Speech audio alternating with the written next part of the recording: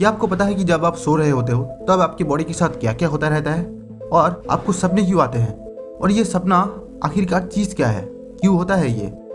देखो, सवाल बहुत ही आसान है लेकिन इसका जवाब बहुत मुश्किल। YouTube पे आपको स्लीप रिलेटेड बहुत सारे वीडियोस मिल जाएगा, लेकिन उनमें से किसी भी वीडियोस में आपको पूरा का पूरा इन्फॉर्मेशन नहीं दिया गया है। आपको 50% या उससे थोड़ा सा ही ज्यादा इन्फॉर्मेशन दिया जाता है, लेकिन मैं आपको शुरू से लेकर आखिर तक सभी इन्फॉर्मेशन डिलीवर करूंगा और आपको नींद को लेकर और भी सचेत करूंगा। ज्यादातर लोग अपनी नींद को सही तरीके से पूरा नहीं करते और अपने हेल्थ के साथ खिलवाड़ कर लेते हैं। रात रात भर जागना मानो सबकी आदत बन चुकी है और यही बुरी आदत आप ना दोहराए, इसलिए मैं आपको नींद के बारे में और नींद में होने वाले सारे घटनाओं की जानकारी दूंगा।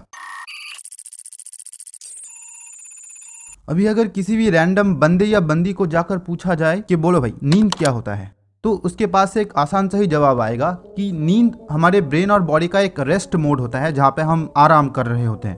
अब देखो, ये बात ऑब्वियसली सही भी है लेकिन पूरी तरह से नहीं। ये बात असल में आधा सच है।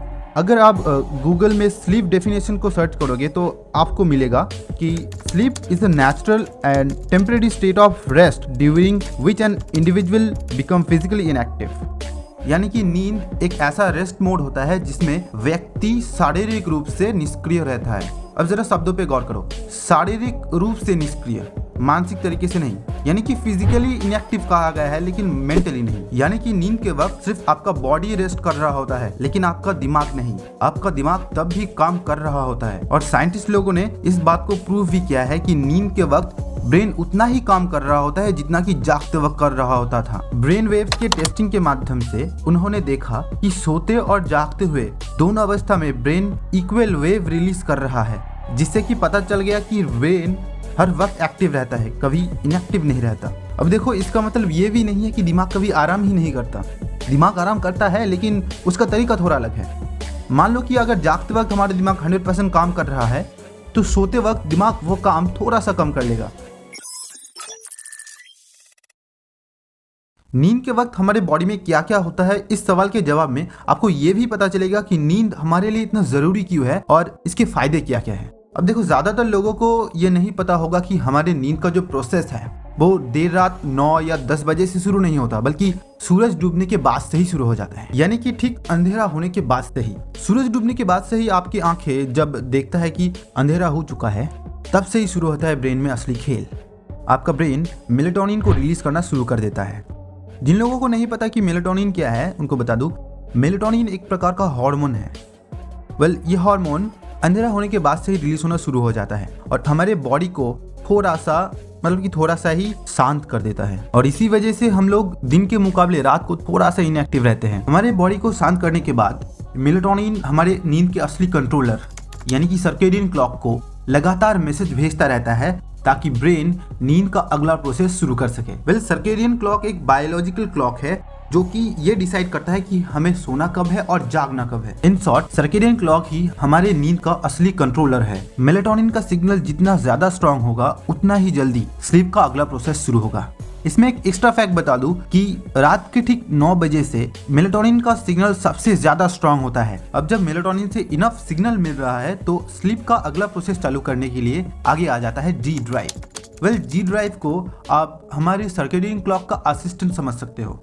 जी ड्राइव हमें नींद का फीलिंग देता है, हमें ये एहसास कराता है कि हमें नींद आ रहा है और अब आप जब नींद की फीलिंग के चलते बेड पे जाके लेट जाते हो तब से शुरू होता है बॉडी का एक दूसरा खेल।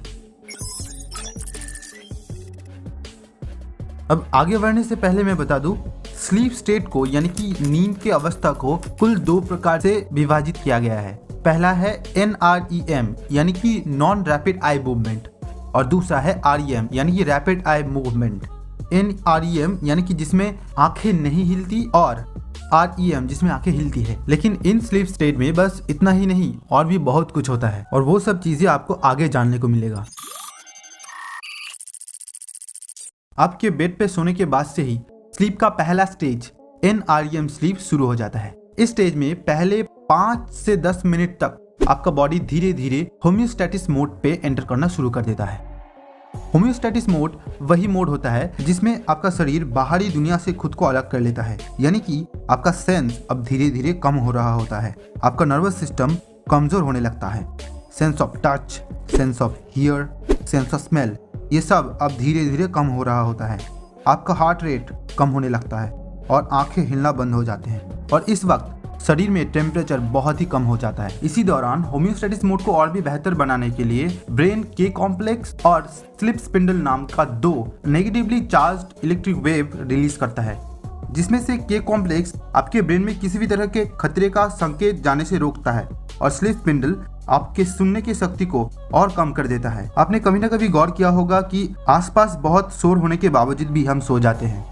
वो चीज इन्हीं 2 ब्रेन वेव्स के कारण होता है। के कॉम्प्लेक्स और स्लिप स्पिंडल, ये दोनों ब्रेन वेव्स हर 1 या 2 सेकंड में आकर हमारे सेंस करने की शक्ति को कम कर देता है और होम्योस्टैटिस मोड को और भी पावरफुल बना देता है। होम्योस्टैटिस मोड की वजह से आपका शरीर आपके भीतर चल रहा सभी कामों को, सभी प्रोसेसेस को एक स्टेबल मोड में रखने की कोशिश कर रहा होता है, जैसे कि आपका बॉडी टेम्परेचर, आपका पीएच लेवल, आपका ब्लड प्रेशर, इन सभी को आपका शरीर मैनेज कर रहा होता है। इसी दौरान आपके ब्रेन में शुरू होता है मेमोरी कंसोलिडेशन, एक ऐसा प्रोसेस जहां पे आपका ब्रेन आपके मेमोरीज को मैनेज कर रहा होता है। आपका